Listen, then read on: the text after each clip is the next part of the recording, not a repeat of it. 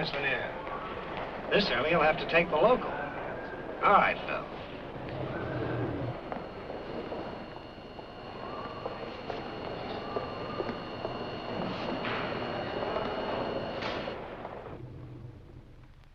Floor executive, Miss Lanier. Thank you, Phil.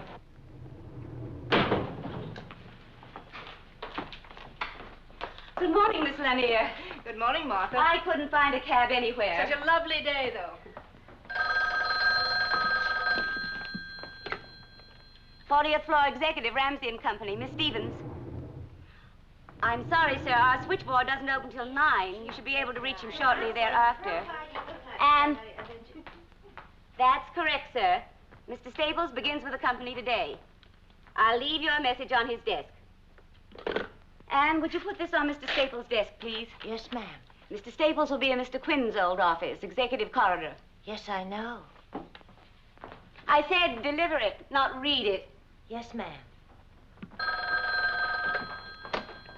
Executive, 40th floor, Miss Stevens. Thank you. Morning. Hi. Oh, good morning, madam. I wonder if Marge is going to go to work next door. Oh, no. Well, I'm glad I don't. Not there. Maybe. Well, they really fixed up a new exec's office for him, didn't they? Very nice. A new man. Right next door to your boss. And awfully close to Mr. Ramsey. So happens that the new man, what's his name? Staples? Mm-hmm. Will be working with Mr. Briggs. That's why they have adjoining offices. Marjorie, baby, you're awfully defensive. I guess that's because you're worried about your Mr. Briggs. Run along, will you? May I have some more cream, please?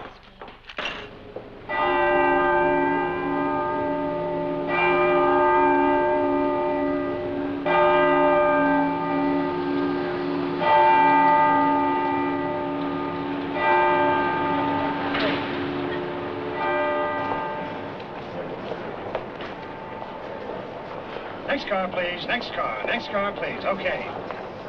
Next car. Harry, Charlie, Joe, express down. No stops for Jan.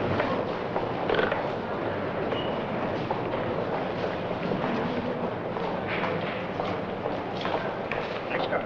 Next car. Next car, please. Next car. Next car. Morning, Mr. Ramsey. Next car, please. All right.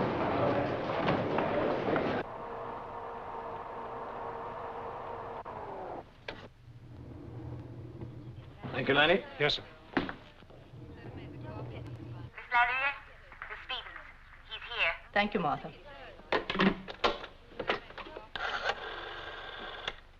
Chief Operator, please. Miss Phillips, you can put this morning's 3 long-distance calls through to Mr. Ramsey. Portland, Dallas, St. Louis offices. Good morning, Mr. Ramsey. Morning, Miss Lanier. Any messages? You have calls placed for our Portland, Dallas, and St. Louis offices. Nothing else important, sir. Martin Toolin died. You said you'd wire him. Yes, you'll find a copy in my briefcase. You're right, as usual. Nothing important. I have the Portland report in my briefcase. I want it teletyped this morning to Seattle. Have someone there drive over to Portland and get it to Johnson before lunch. Then run off 20 copies, confidential mimeographing, and have them ready in time for the board meeting. I want it on the agenda. Has Mr. Staples arrived yet? Not yet, sir. Delay that meeting until 10 this morning to give you time to get the report mimeoed and distributed. I want it read, and carefully. Get word underground to their secretaries that no one is to count on making any early luncheon appointments. And make a note. Staples is to sit 1 down from Vandeventer on my left. Yes, sir. Let me know as soon as Mr. Staples arrives. Yes, Mr. Ramsey.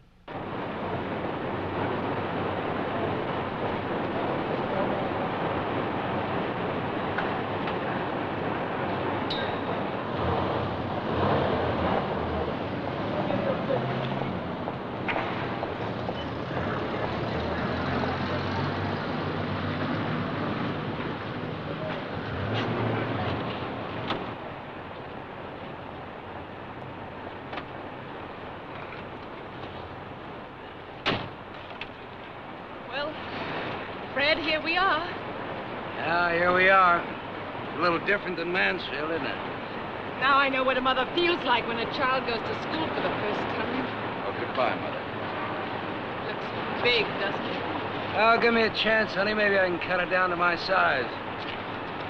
Well, I'm a little late.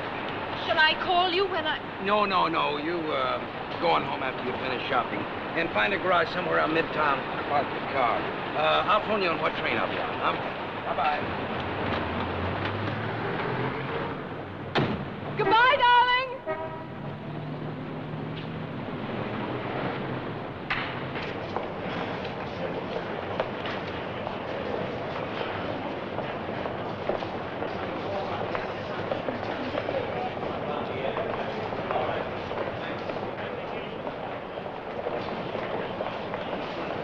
Ramsey and Company, the board said... Yes, sir. Executive or administrative? Oh, the executive, Mr. Ramsey. 40th floor, sir.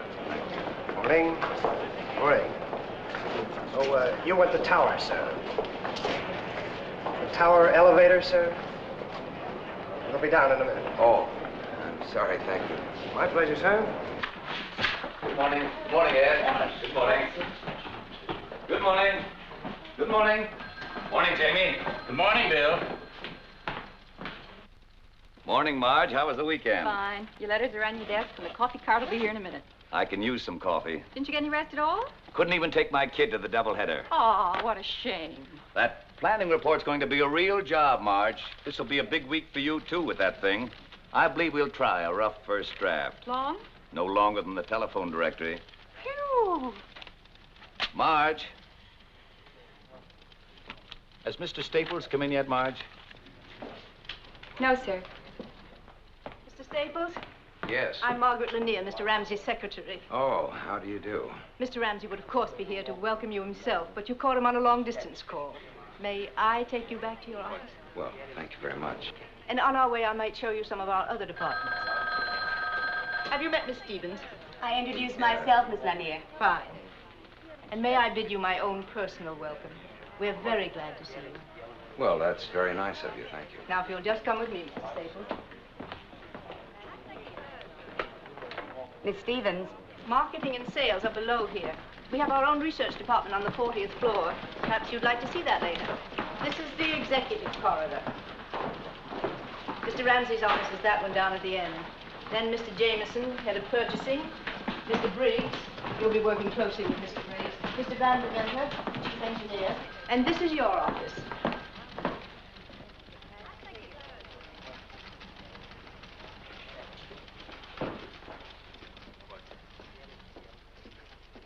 Isn't it nice? I hope you like it. Mr. Ramsey was told by someone in your old office that you were especially fond of this period. Wasn't your office in Mansfield furnished in early American? My furniture consisted of 2 filing cabinets and a surplus metal desk off of a destroyer escort. No, it's really very attractive. Very. I appreciate it very much indeed. Excuse me, Miss Lanier. Anne said you wanted to see me. Oh, yes, Marge. Mr. Staples, this is Miss Fleming. How do you do? How do you do? Marge, will you see that Mr. Staples has everything he needs in the way of office equipment? It was arranged for this morning at Mr. Briggs' suggestion. Oh, fine. I must rush now, Mr. Staples. Again, a most cordial welcome. Thank you very much. And, Marge, will you step by at my desk when you finish here, please? Yes, Miss Lanier.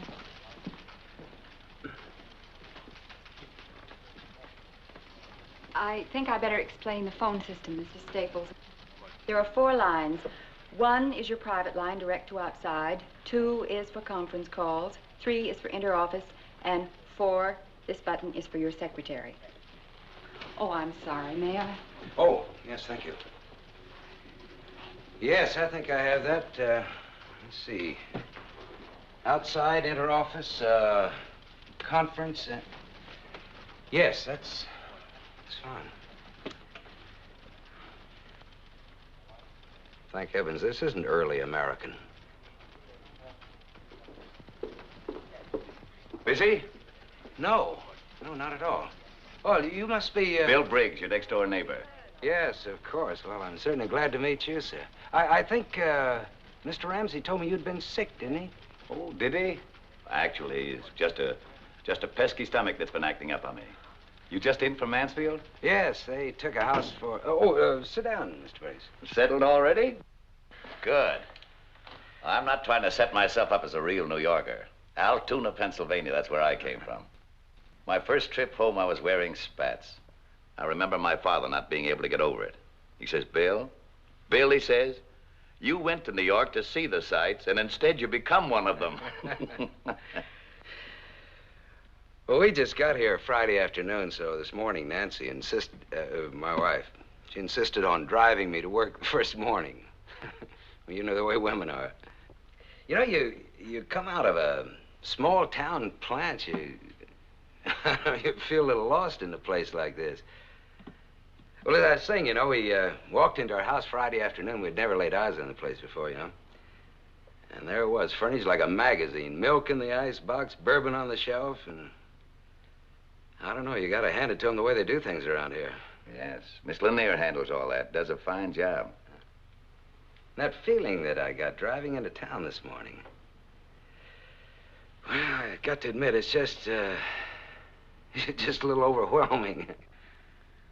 Yes, and it's a pretty wonderful thing to be as young as you are and see it all spread out in front of you like a Christmas tree. You know, you think of big business, you always think of it as being very impersonal, you know? But, it's certainly not true with your Mr. Ramsey. I know what you mean. How much time did you put in Mansfield? Almost 6 years. You must have blown a bugle in Ramsey's ear out in Ohio. He brought you here in a hurry. Well, actually, I wasn't at all sure I wanted to come to New York, but, this Ramsey is a pretty dynamic man. Yes, I know. You see, you've been with the firm some time now, haven't you? Oh, maybe 40 years or so. I seem to recall Mr. Ramsey's talking about you as a production man. You're an engineer, aren't you? Yes, but from what he told me, I guess I'll be a little of everything around here. Mostly in industrial relations. Industrial relations? Matter of fact, it's been one of my specialties. We ought to get along pretty well together. I'm sure we will. Excuse me.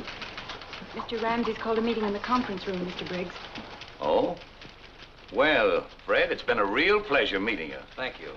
Mr. Ramsey's expecting Mr. Staples, too. Oh. Well, then I'll go in with you if you don't mind. Not at all. I just hope Mr. Ramsey remembers hiring me. Mr. Ramsey rarely forgets anything. After you. Thank you. Staples? Yes. Hello. Fred, this is Harvey Jameson, head of purchasing. Oh, how are you? So they finally finished it. What? Oh, Fred, your office on Friday, the painters and all, it was a madhouse. Say, Bill, are you taking along Ramsey's breakdown? Oh, no, I forgot that. A couple of other things I forgot, too. Jamie, would you and Fred go along together? I'll be in a few minutes. Fine. I suppose Lanier's giving you the cook's tour. What? Oh, yes. Did he show you the conference room? Oh, yes, on the other side, yes. Mr. Briggs? What is it, Marge? I don't know. Mr. Briggs, I think I ought to resign. Resign? What are you talking about? What happened? What is it, Marge? Mr. Briggs, I've just been ordered to go over to Mr. Staples as his new secretary. Temporarily? No, I don't think so. Who gave this order? Miss Lanier, When? about 5 minutes ago. I'm supposed to break in your new secretary. They've picked a new secretary for me? Yes, I think so. It's out of the question for you to resign, Marge, to even think of resigning. You're a fine, wonderful woman and a great secretary. That's the reason they want you over with Staples. He'll need someone like you because he's new here and they want him to get into harness fast.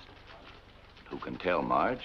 One of these days, that stomach of mine, pretty perverse organ, and I'm tired.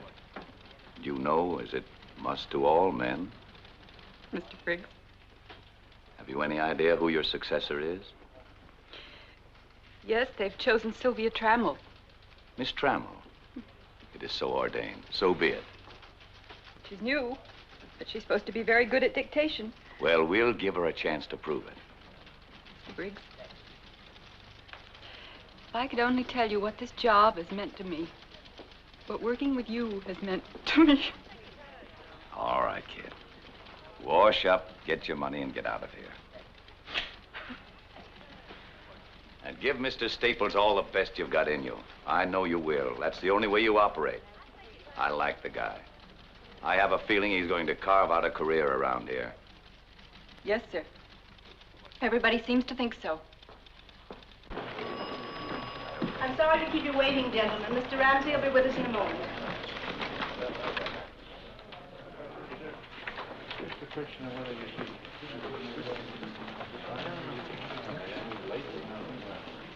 I'll see you after.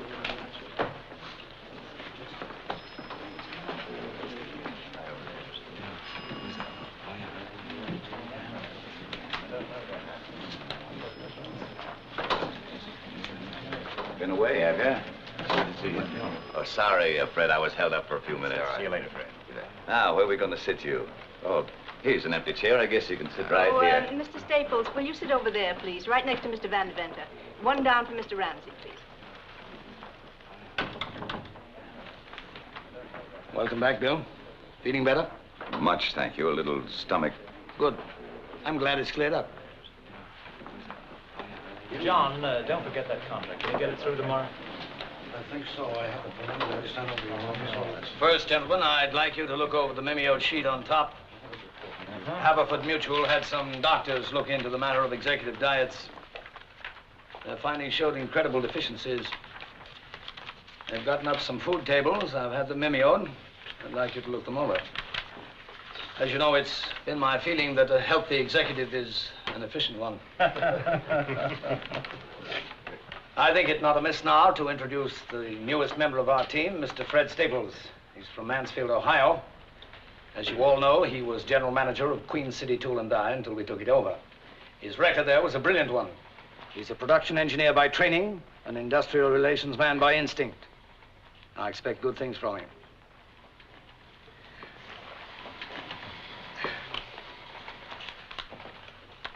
Oh, you've probably met everyone, but just for the record, reading from left to right, Mr. Jameson, head of purchasing. Yes, we met. Mr. Granigan, controller. Mr. Gordon, head of sales. How are you? Mr. Latham, head of service. Mr. Portier, chief of operations. Yes, nice to know you. And Mr. Van Deventer, chief engineer. How are you? Nice to see you. It's a pleasure.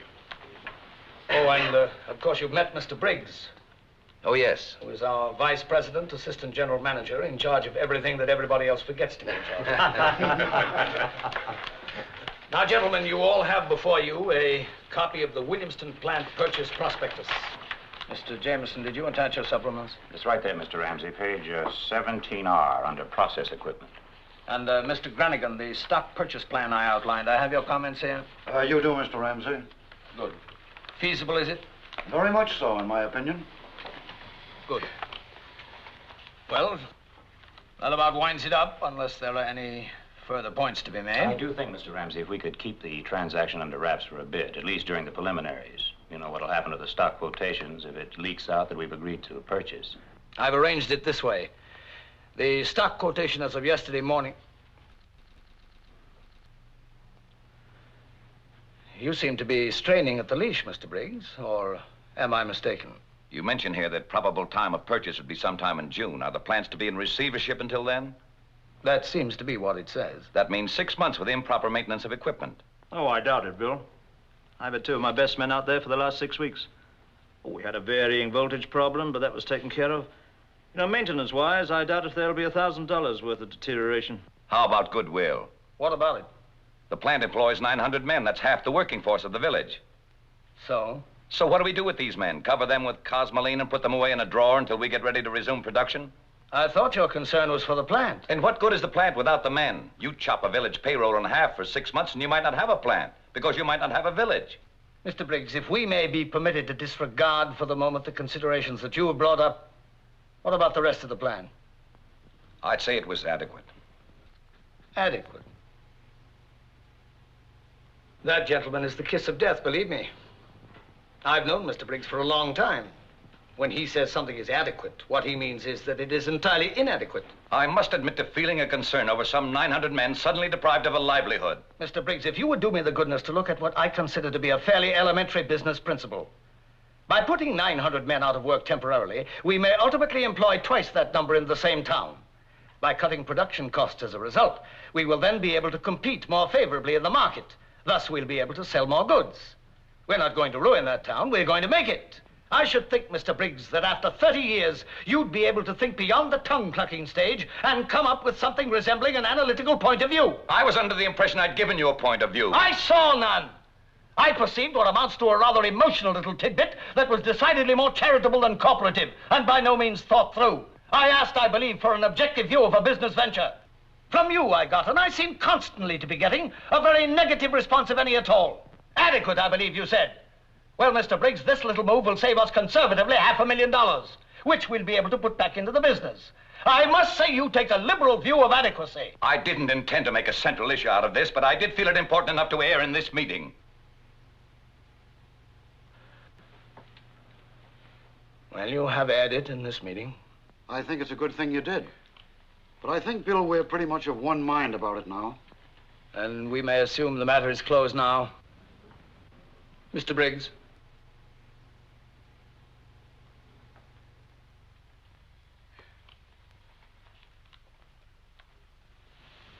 How about you, Mr. Staples? Do you have an opinion? No. No, I think not, Mr. Ramsey. Why not? Well, frankly, it's a little out of my grasp at the moment. I don't know anything about the firm, its corporative setup, reasons for bankruptcy, or for that matter, its product. I'm afraid I'll have to pass. Good answer. I respect thoughtful judgment, Mr. Staples. Congratulations. We'll adjourn now until 2 o'clock. I'm sorry we got started so late this morning, but I wanted this analysis mimeoed for your inspection. After lunch, we'll take up the Portland report, which you have before you. Mr. Granigan attended the stockholders' meeting there on Tuesday, and we'll begin our discussion with his report. That's all. All right, sir. Oh, Bill. All right, come and have some lunch, eh? Oh, thank you. Bill, wasn't there something you wanted to speak to me about before? Nothing important. Fine. Tummy's all right, eh? Cast iron. Couldn't be better. Good. Keep it up.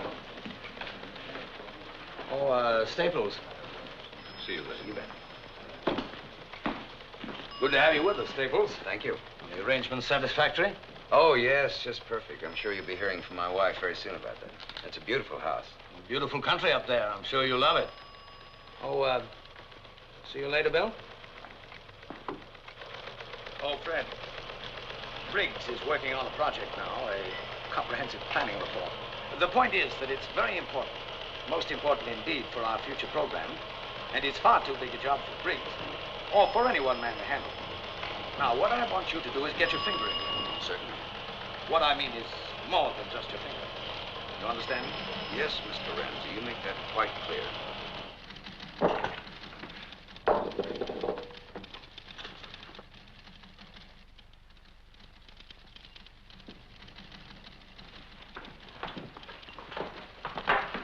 Oh, could I see you a minute, Miss Fleming?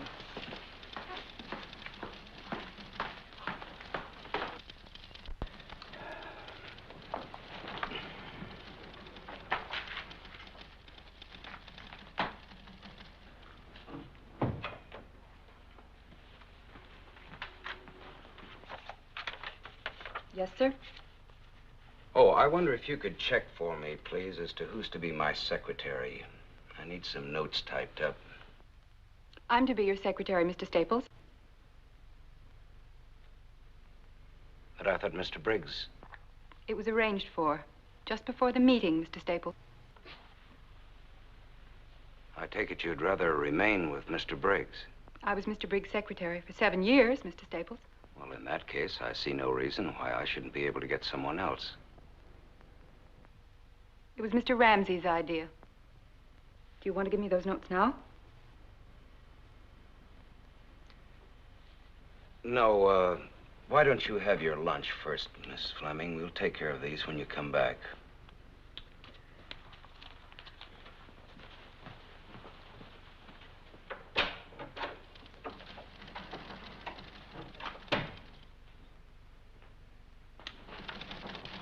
Mr. Briggs?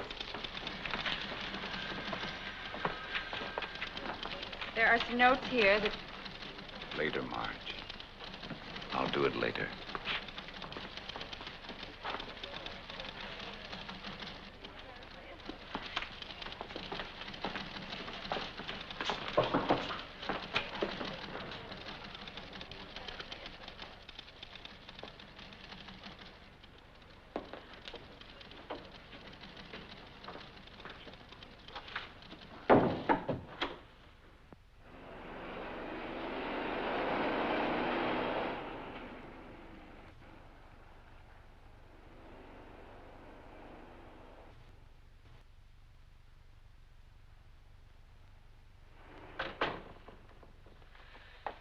Darling, you didn't say anything about my new hairdo. Do you like it? Yeah, it's lovely. Wish you could see the new dresses I bought. They're just beautiful. Where are they? Oh, they're still at the store having little things done to them.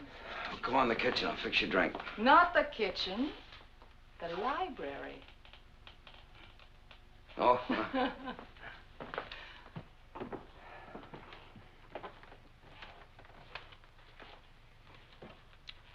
I hoped they'd have the dresses ready and have them sent over to your office this afternoon. I spoke to your secretary about it when I called. It's funny she didn't mention it. They didn't get the job done in time. She had a nice voice. What'd she like? Who? Your secretary. Oh, what you might expect. You know. What's her name? Now, to tell you the truth, I didn't get her name.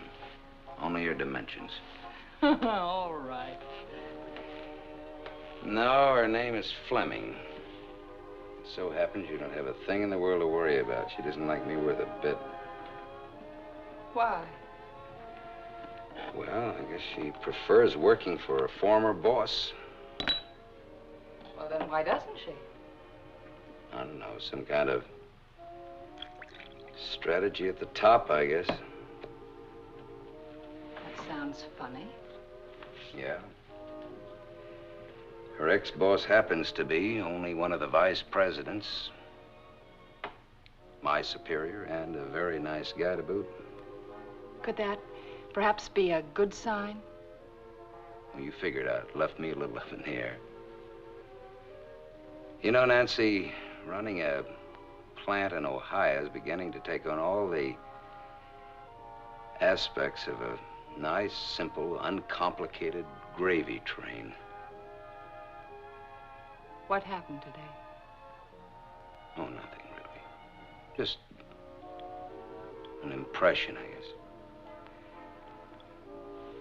Sort of queer undercurrents and tensions and... Good luck.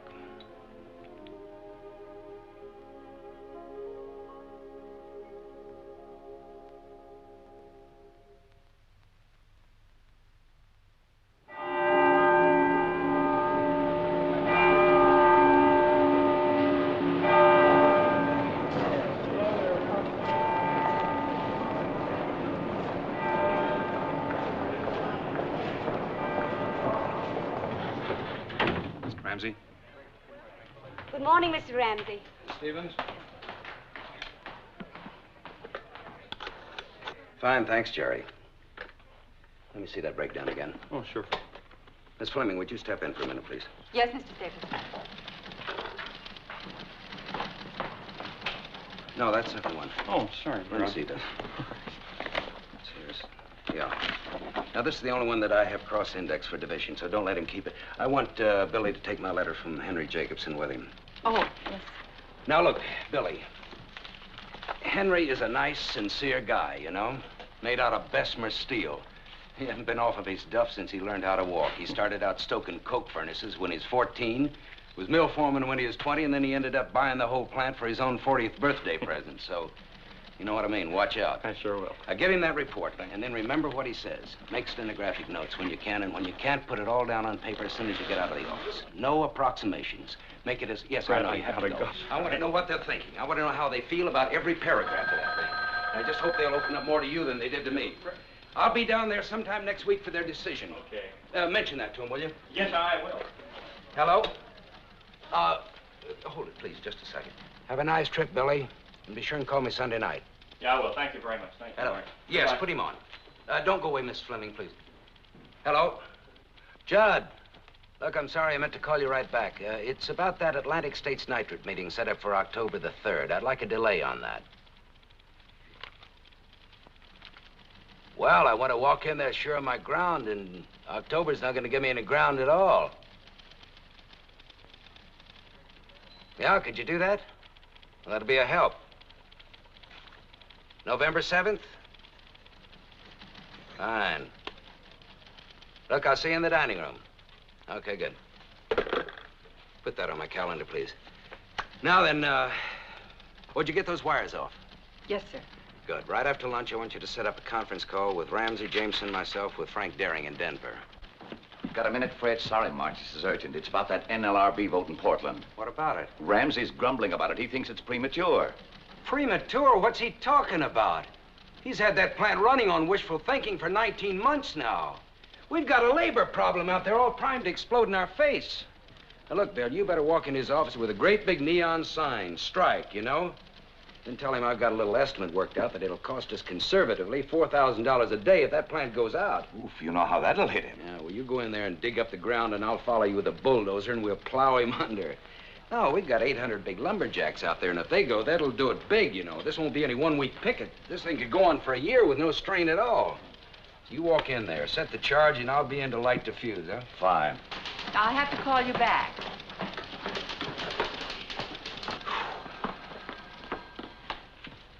Is 2:30 convenient for your call to Denver, Mr. Staples? Do I have anything else on? I got another problem out here, if you can spare a minute. Wow, Paul, how are you, partner? Mr. Staples, that gun. Oh, you got it. You like it? You try it out yet? Try it yet. 30 seconds from the time he read Winchester double barrel on the box, he was sighting it. Well, how about going out for a little skeet shooting on Sunday? Give it a try, huh? Wonderful. Can I, Dad? He's all yours, Fred. He's a little too strenuous for me. Mr. Staples doesn't get tired like you do, Dad. I don't get tired. He was an All-American. Well, it was just terrific, so I had to stop by and thank you. You forget it. Well, so long. I'll see you outside. Real thoughtful of you, Fred. It's my pleasure, Bill. Hello, Mr. Ramsey. How are you, Paul? Still taking your vitamins, are you? I guess so, sir. Fine, fine. Keep it up. Excuse me, Mr. Staples.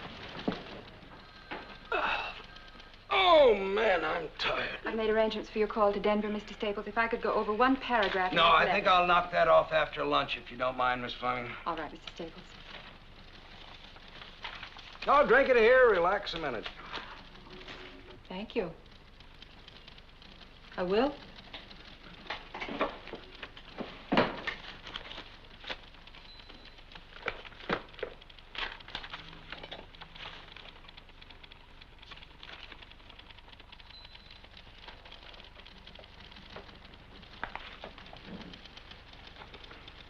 Would you like some of mine?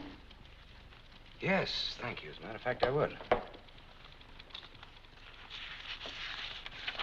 No, that's plenty, thank you.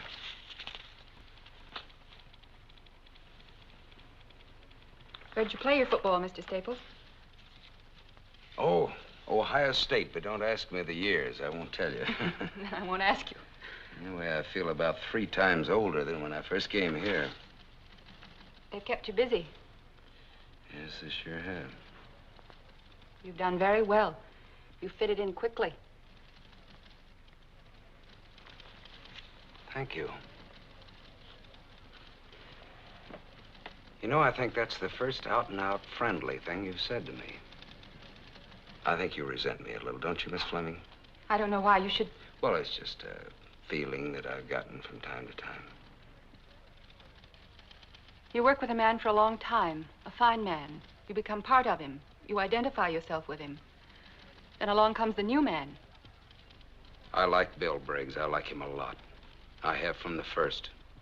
If I have done or said anything that could... No, of course not.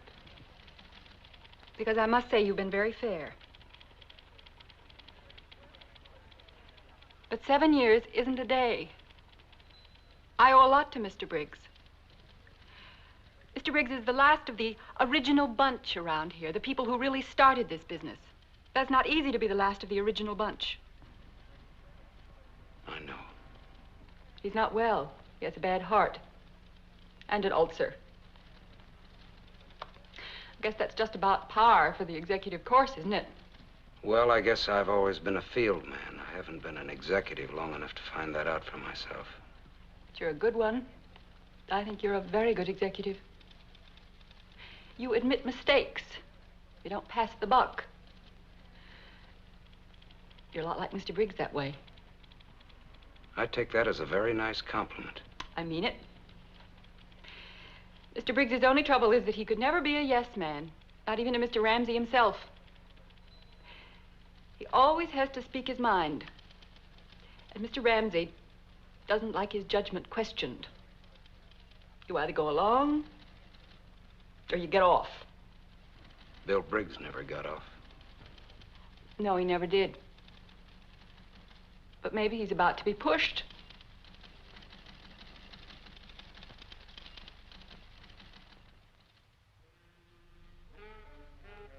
He blew up at the next round, and then Howard went right by him with a 65. A 65, I ask you. 7 birdies, and he sank an 82-foot putt on the last green for an eagle.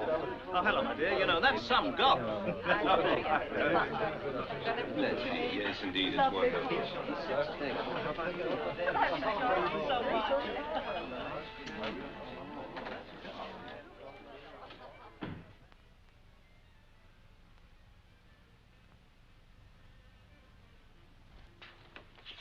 The coffee will be ready in just a little while. Fine. You know, my father's recipe for coffee was to mix salt and chocolate with the grounds. Cook them all up together. He'd never drink anything else. Sounds wonderful. They serve it at a small downtown restaurant I eat at occasionally. I must remember to mention it to Fred. You said he was a confirmed coffee drinker? Dedicated. Fine. He's quite a young man, this husband of yours. Have you had a chance to read much of the report? Of course, it isn't finished yet, Well, but... thank you for letting me see this much.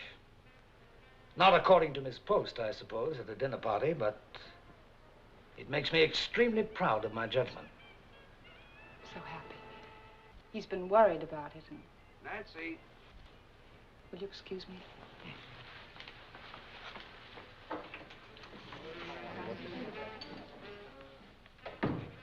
Wonderful party, you two. Makes me think I should get married. Oh, don't do anything as drastic as that. Wonderful having you, Ed. Come again soon. Will you try keeping me away? I'll see you at the office Yes, tomorrow, Fred. bright and early. Good night. Jamie, you don't have to go yet. Stick around a while. It's early. Of course, I'd love to stay all night, however. We're going home. Can't get him out of here, Nancy. Usually he leaves office parties as soon as the canapes are passed. I thought everybody behaved very well. I thought so. You gotta give them credit for that. Not again. I was beginning to like off. Will you come over and see us? Certainly. Come over during the day? You know, nowadays, Jamie never gets home at all. I think we wives ought to form a union. You're right, we Good should. night, dear. Good night. Bye-bye. Good night.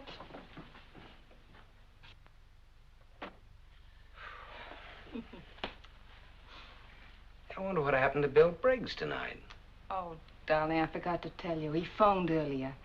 He said he wanted to come, but he just didn't feel up to Oh, it. Nancy, I wish you'd have called me to the phone. I wanted to talk to him anyway. Darling, Maybe you if were I'd have... busy.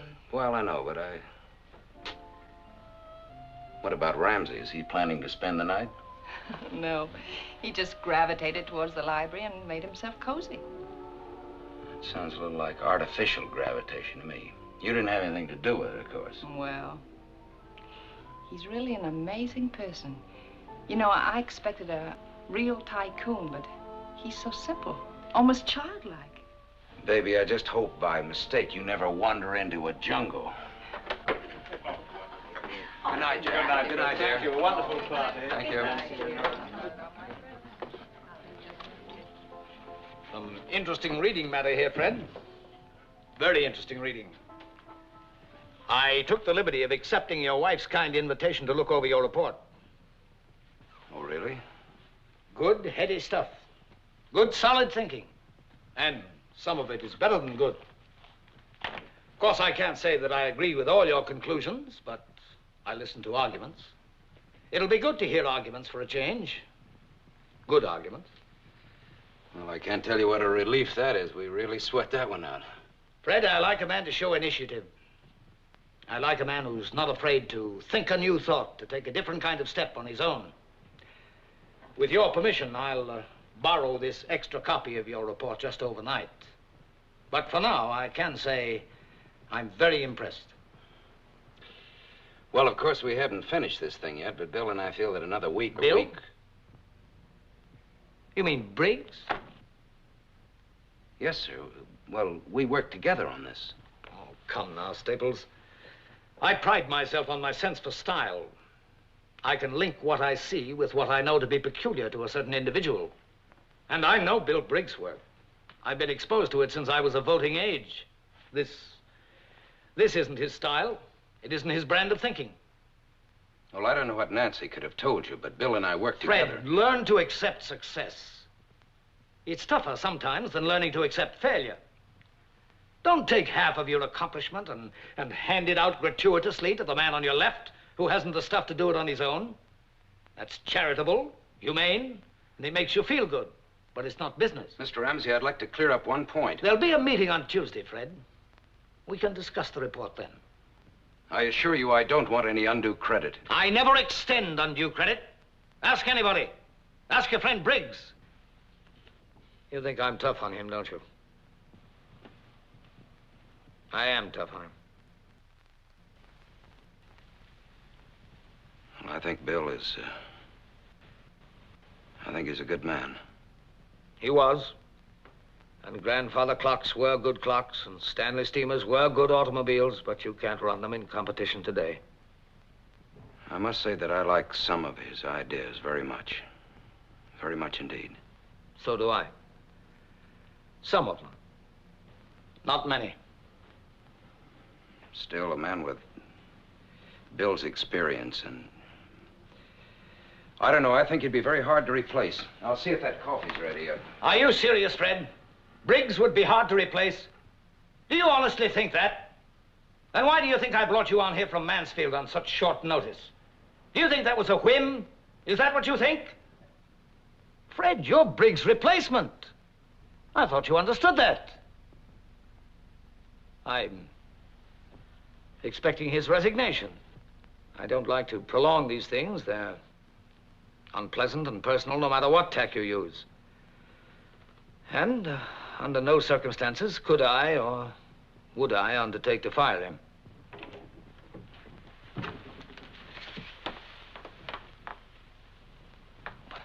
Coffee's in the living room. I thought perhaps you'd like to go in there. It's quiet. Look at the time. I really must go. It's been a wonderful evening. Sorry you have to leave so soon. I really must. My coat, I think, is in the bedroom. Oh, yes, of course. I'll get it for you.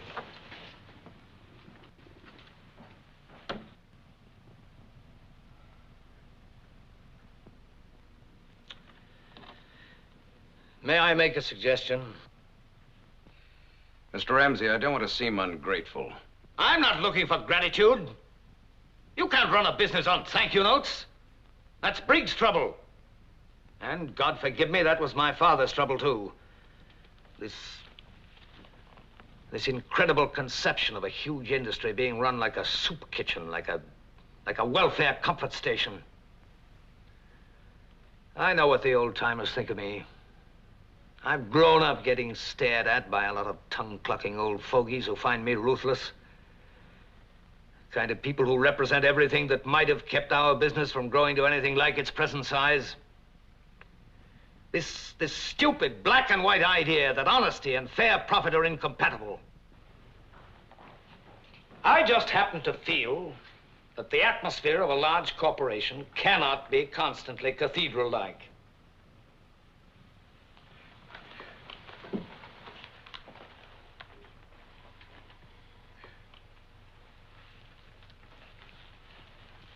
Thank you, Mrs. Staples. And again, thanks for a wonderful evening.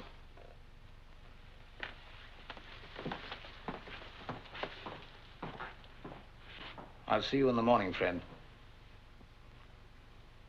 You didn't steal that promotion. You won it. Remember that.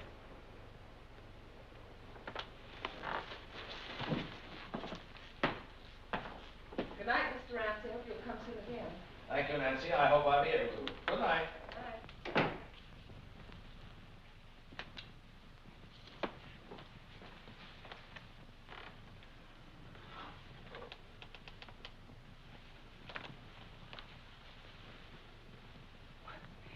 What was that all about? I'm Bill Briggs' replacement. Vice presidency. You must have really spread it on.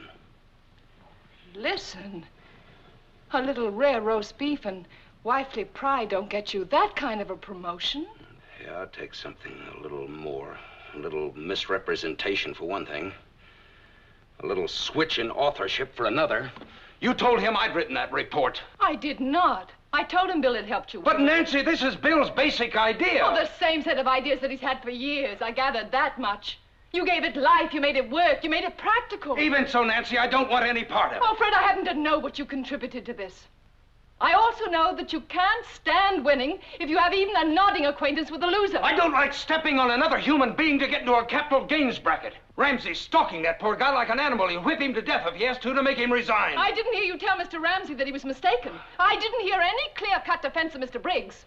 If you don't want to be successful, go and tell that to Nancy, Mr. Ramsey. He'll give you a will you broom, please? and you can check in at 7 o'clock every night, but don't Now, tell look, me. I don't want to argue about this. Neither do I. I just want you to answer me. Did you tell him that your wife was mistaken? Did you tell him that you were taking vows for something you did not do?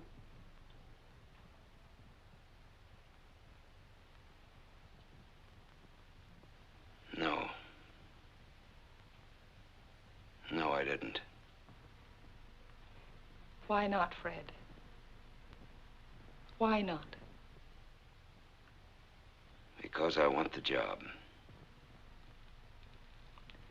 Thank you for a straight and honest answer. Now I think we can both sleep tonight.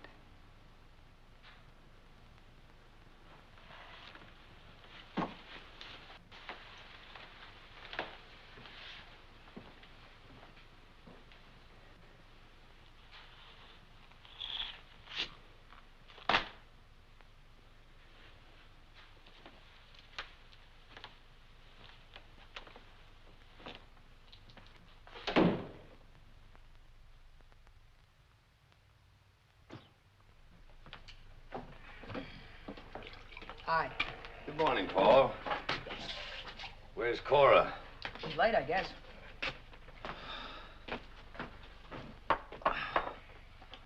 Aren't you going to be late for school? It's only 8:10. I've still got 6 minutes. You've got it figured out to a science, haven't you? I've just got it figured to how far I have to go and how long it's going to take me. Well, if you found that out, you've found out a lot. Thanks for breakfast. You worked late again last night. Yeah, no rest for the weary.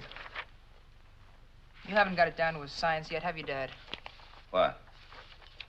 How far you have to go and how long it'll take you? What's the matter, Paul?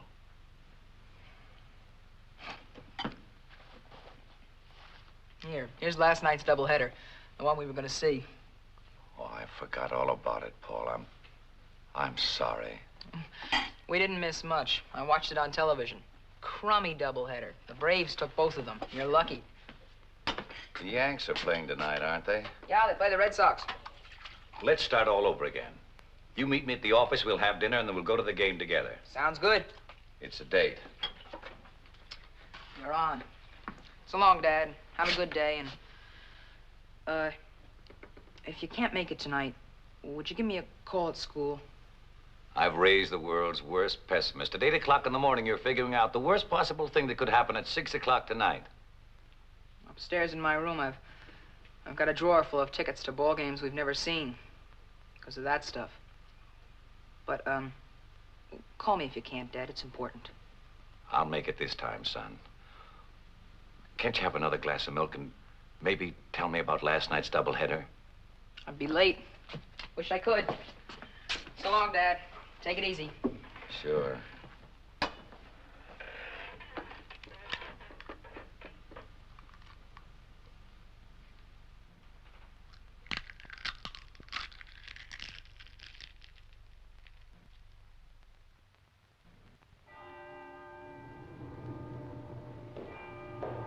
Good evening, Mr. Staples. Good evening, Sally.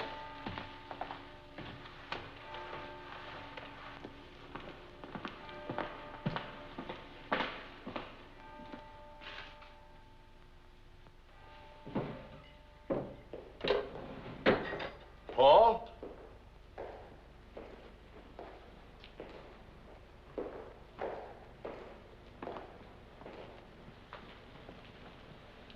Hi, Bill. Hi, Fred. I thought it was my son. He's going to pick me up. Got time for a cigarette? Sure. What are you doing here? I thought you were going to the ball game. I've had a miserable headache since dinner. So I sent Paul on to see the game alone. He's going to pick me up. How long you been here? A couple of hours, I guess.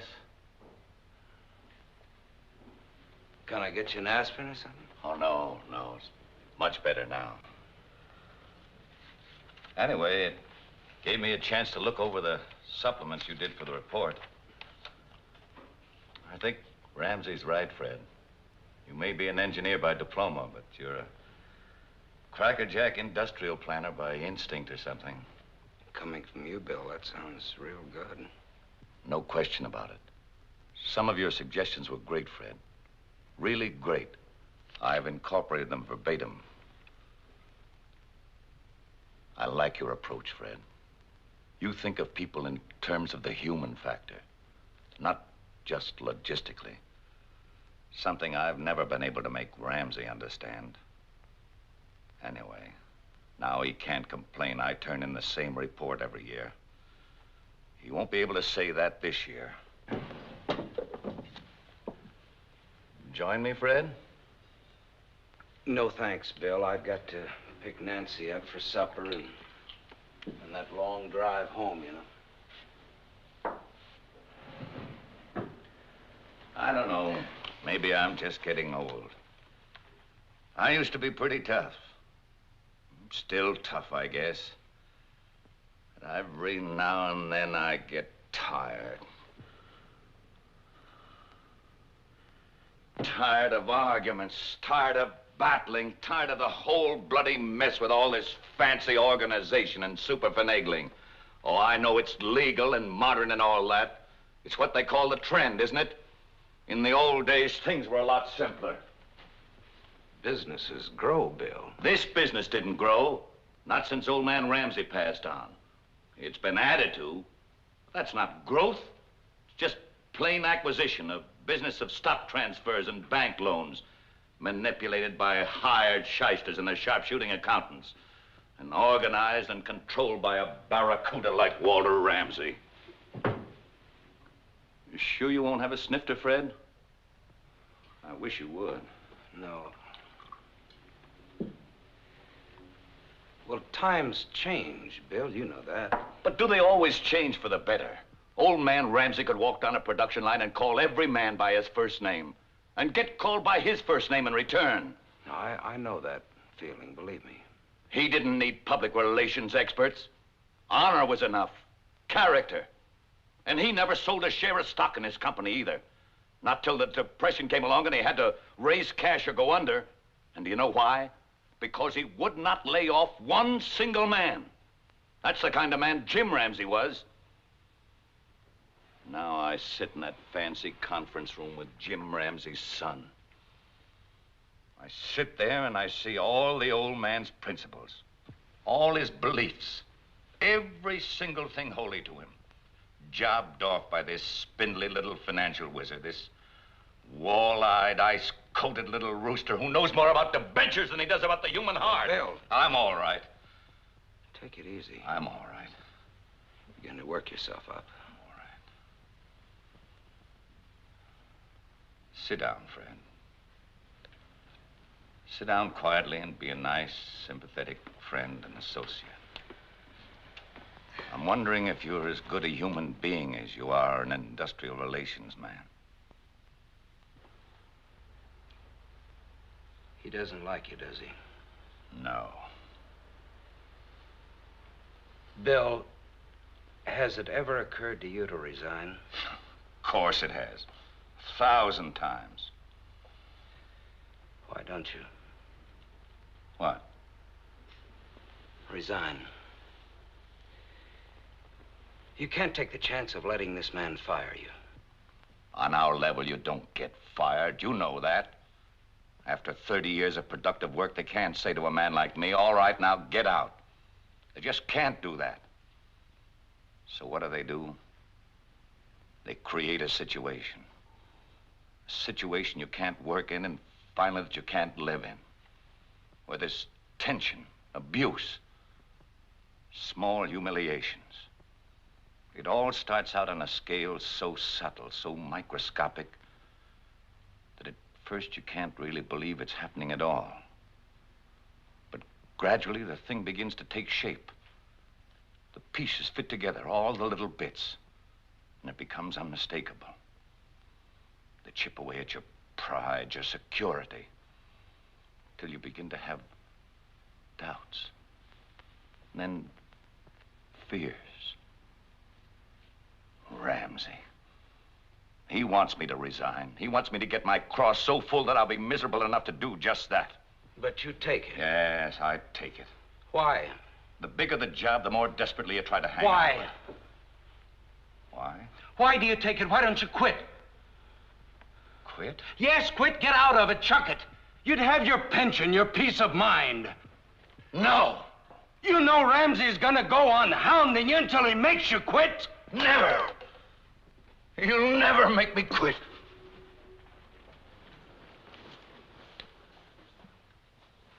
Bill, I wish I could understand why you go on taking it. Because I'm weak, I guess. Because I'm 62 years old and I don't think I could get another job. How's that strike you? How do you think? Once in a while, I have a dream. I dream I'm sitting in that conference room and he starts working me over. I'm just smiling, see? Perfectly calm, and I'm taking it. I don't show the slightest resentment. And then without any change of expression, I get up out of my chair and I walk over to him. And I say, Ramsey. Bill.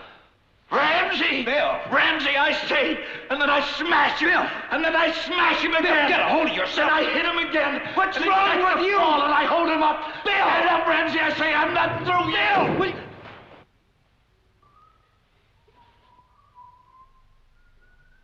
It's the kid. He's coming to pick me up. Fred, I don't want him to see me, not like this. You're all right, Bill. Just sit down now. No, he can't see me like this. Fred, help me. Help me. All right, I'll take care of him. You just lay low for a minute. I'll see he gets home. All right. Tell him I left early to get some Bill, rest. please be quiet. Please, Fred, hurry. Be quiet.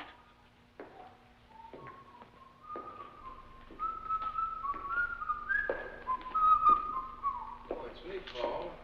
Oh, hi, Mr. Staples. Man, what a place by night.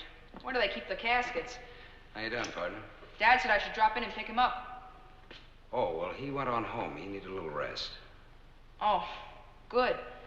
He's under orders not to work late. He can't seem to keep away lately. Always work, always worrying. No wonder he's number 2 man. Suppose I drop you off at Grand Central, Swell, thanks, Mr. Staples. Ever since I can remember, he's been married to this place. Mom used to say the same thing. They were great together, Mr. Staples. Mom and Dad, they used to yell and argue and carry on. He was a fighter. It was great growing up. I remember.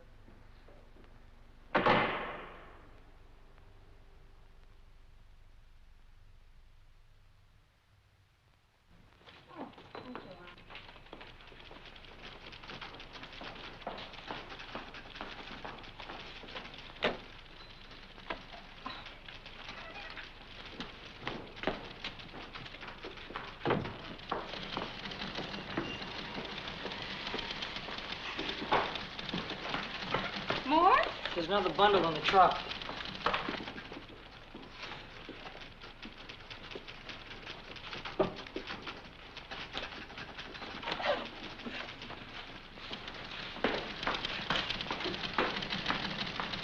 Mr. Staples, you left your hat in Mr. Briggs' office? Oh, Fred, I have the Stanley complex made up if you'd like to take a look at it. Later, please. Bad night.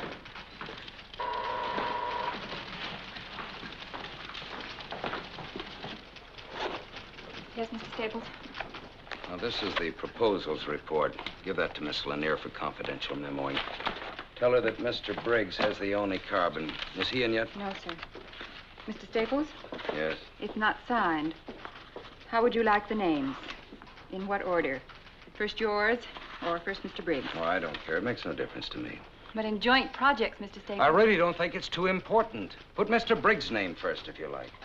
Just give it to Miss Lanier right away. I'd like this thing printed by afternoon, if possible. That's all, Marge. Yes, Mr. Staples.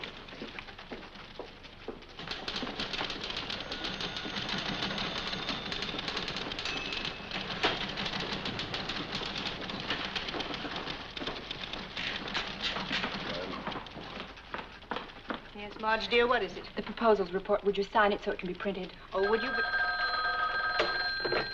Just a moment, please. Marge, will you please take it into Mr. Ramsey? He asked to see it first. Hello? Oh, yes, good morning. Is that the report? Yes, sir. Miss Lanier said you wanted to see it. Yes, I do. Who signed this? I wrote the title page. Mr. Staples suggested I sign it.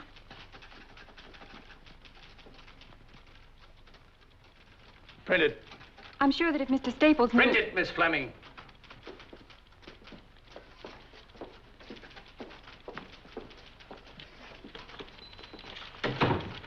I can sign that report now, Marge.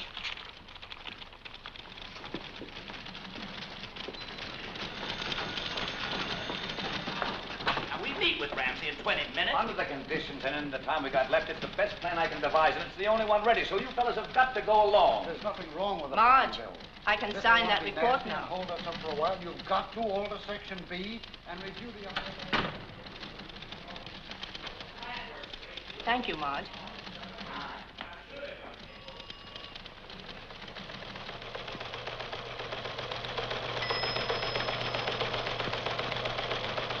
The major projects during the period of aforementioned being the Huber Petroleum Refinery, the Sterling Cast Airs Refinery, the Chatham Nickel Smelter Company, the Henderson Valley Dam, the Swing Carbon Steam Plant, and the New England Canadian Natural Gas Pipeline. Good report, Van. Thank you. I got a real feeling of activity during your reading. The next item of business is the project's proposal report. Clearly of the greatest single importance on our docket this morning. I must say, and I'm sure you'll all agree, that I am not given to enthusiasms at the drop of a submission. But of this, I feel impelled to say that it is unique in effort, ingenious in thought. To Mr. Fred Staples of our organization goes my heartfelt thanks and congratulations.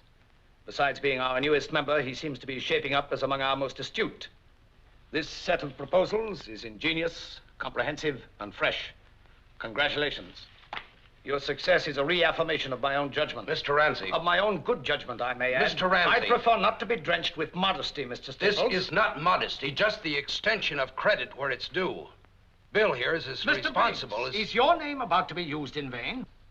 I don't think Fred would use my name in vain. And it's refreshing to find someone not suffering from over-modesty. What I was trying to say is that we worked on this project together. It's a combined effort. I'm sure it was. Well, as long as that's understood. Oh, it is, it is. It's just that I feel reasonably competent to assess individual performances and to single out those that I feel should be singled out, with all due regard for Mr. Staples' concern for his fellow man. Now then, if Mr. Briggs' ego has been sufficiently nourished... I don't think Fred brought this out to feed my ego. Oh, well then whatever it was that prompted his precipitate dash to your defense... There was no dash to my defense. Why don't we drop the thing, Mr. Briggs? I hate becoming entangled in absurd little personality conflicts. I'll put a star by your name on the front cover if that'll make you happy. My name is no longer on the front cover. Mr. Briggs. You're twisting the entire thing to make it appear as if I were grubbing for some sort of recognition. Mr. Briggs. I find it unfair, Mr. Ramsey. We have a full agenda. If you feel so bruised that you must persist in prolonging this discussion... Mr. Ramsey! Let me finish, Mr. Staples, if I may.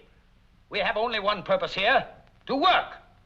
We cannot hope to accomplish this if we must be continually subjected to these singularly unbecoming strains and tensions, these childish claims and counterclaims. Mr. Briggs, I ask you a simple question. Is it or is it not within my province to credit a man with a job well done? Of course it is. Then may we drop it now? Only if it's clearly understood that I don't submit to any of these calculated discolorations of a man's worth. As to a man's worth, Mr. Briggs, I think I've proven myself a competent judge. I ask you to recall that I built this business from a scratch pile of used lumber and a few machines into a giant. And I made few mistakes in doing it.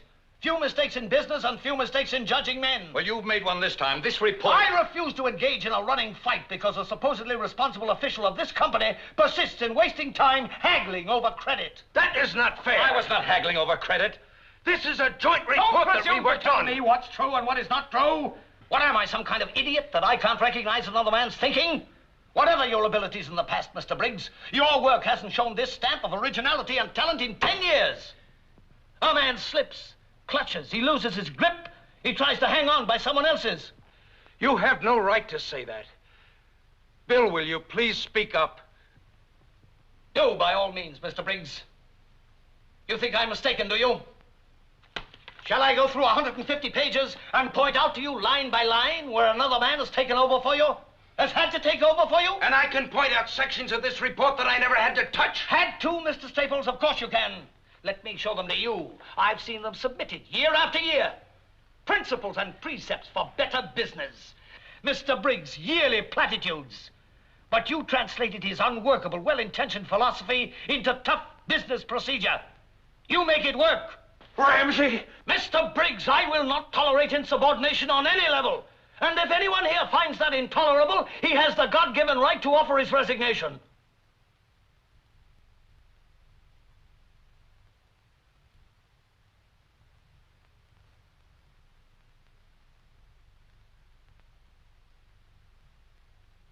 Bill, please. Mr. Ramsey, I had no intention of seeming insubordinate.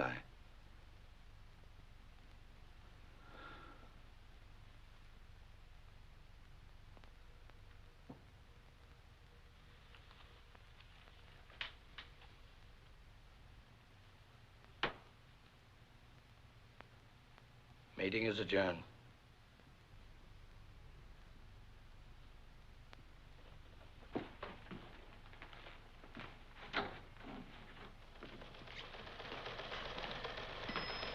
Mr. Briggs.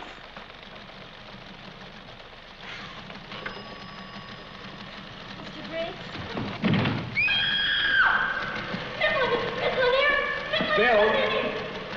Bill, can you hear me? Little bottle of pills. Coat. Office. Get some water. Yeah.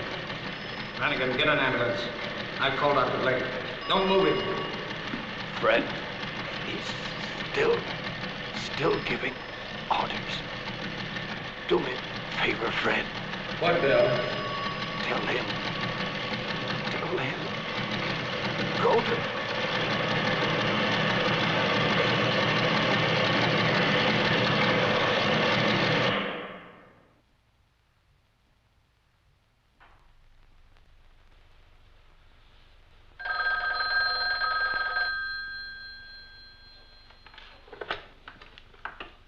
Hello?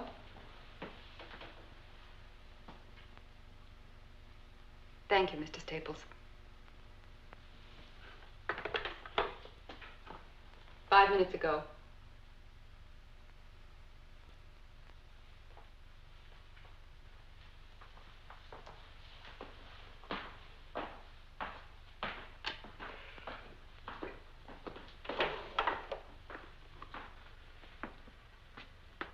Just had word from the hospital.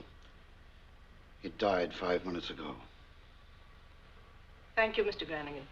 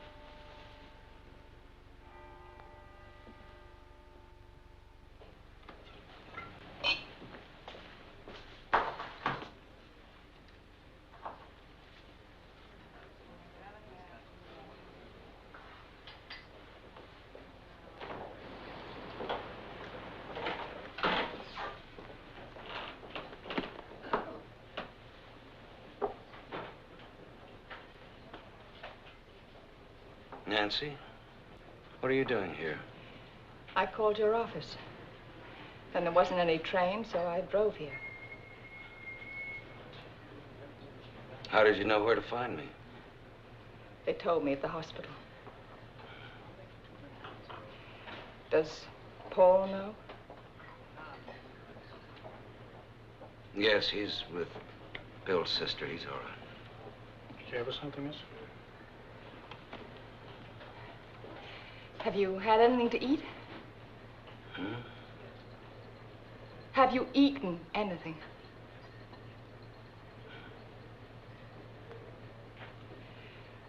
Fred, what happened? Nothing. Not a thing. Except a murder. There were witnesses, too, plenty of us. And no one lifted a finger to stop it. Fred. Nancy, I know I didn't lift a finger. Don't know. I'm not going to have you going around in sackcloth and ashes for something that you did everything in your power to stop. You begged him to resign. You know that. What more could you have done? What more could anyone have done? Nancy, I think you'd better go home. Would you take this, please? Are you coming? No. Then I won't go. I want you to go home and start packing. Where are we going? I don't know. Somewhere, anywhere. Just away. There's an awful stink in this town, and we're gonna get away from it. Come on, I'll put you in the car. No, I'm not going to leave you alone. Nancy, I want you to go home, please. No, I'm not going tonight. Tomorrow I'll do anything you ask. I'll pack. I'll go anywhere you ask, but not tonight. Not in the state you're in. Now, look, there's something I've got to do. Fine. Then we'll do it together.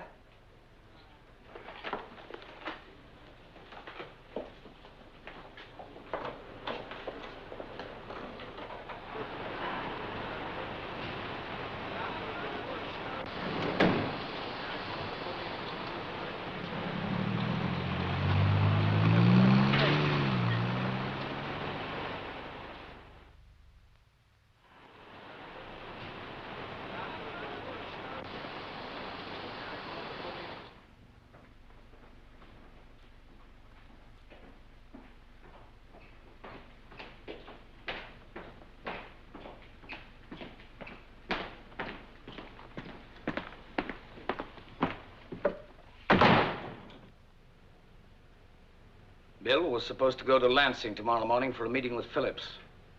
You'll have to take his place. I believe I've already mentioned that. Yeah, you mentioned it.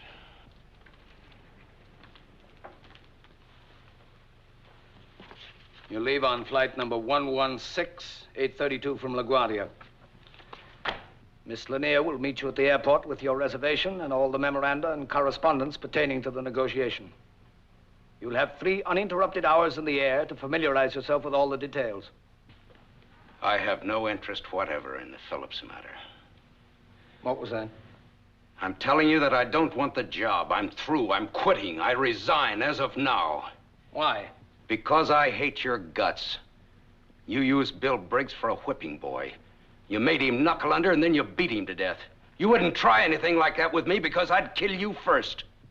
I'm not a nice human being. What else? You're nothing but a freak. You drive your people into peak efficiency if they can make it or a grave if they can't. Because Bill Briggs lacked the strength and to the stand up. capacity. He was second in command. He had a lot of responsibility to hold, and he cracked under it. It was his business, too. It's no one's business. It belongs only to the best, to those who can control it, sustain it, nurture it, keep it growing. Right now, it belongs to us because we're producing. But in the future, it belongs to whoever has the brains, the nerve, and the skill to take it away from us. Well, they can have my share of it right now because I don't want any part of it. What do you want from me? Apologies? I don't apologize. What else? A nice unsullied conscience? You walk out of here with a halo because you spoke your mind? What do you do then? Go to work for some nickel and dime outfit run by nice people who won't challenge you and prod you and goad you and drive you to a height you never even dreamed of? A company where there's nothing to fight for because you're the best and there's no competition? Where everything is handed to you and nothing is worth fighting for? I want you to stay. I don't think you understand, Ramsey. I don't like you. I don't like anything about you. I didn't hire you to like me. All right, I'm not a nice person in your eyes.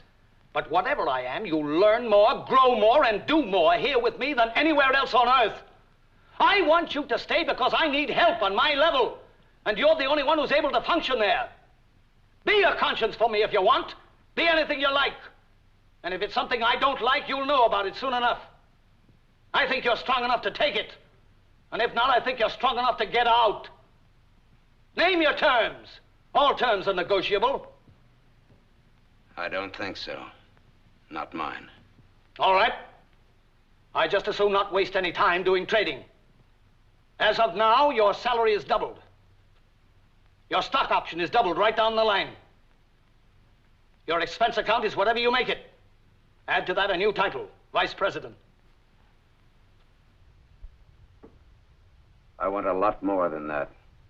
You're not going to take me on as just another vice president you can push around. You take me as someone who hates you down to the bare nerve. Nothing in the world will ever change that. I'll argue with you, contradict you, fight you in every way I know how. I'll do everything in my power to push you out and take your place myself. Go ahead and try. Mr. Staples, you have yourself a deal. Have it drawn up.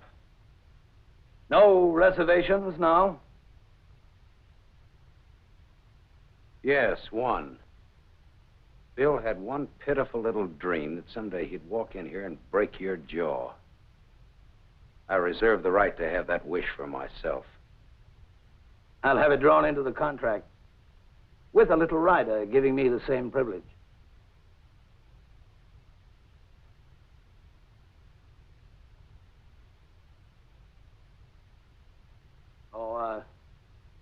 Staples, you'll be pleased to know that Bill Briggs' boy is being taken care of. Will that let you sleep better tonight? It begins, huh? It begins. Fair enough? Fair enough.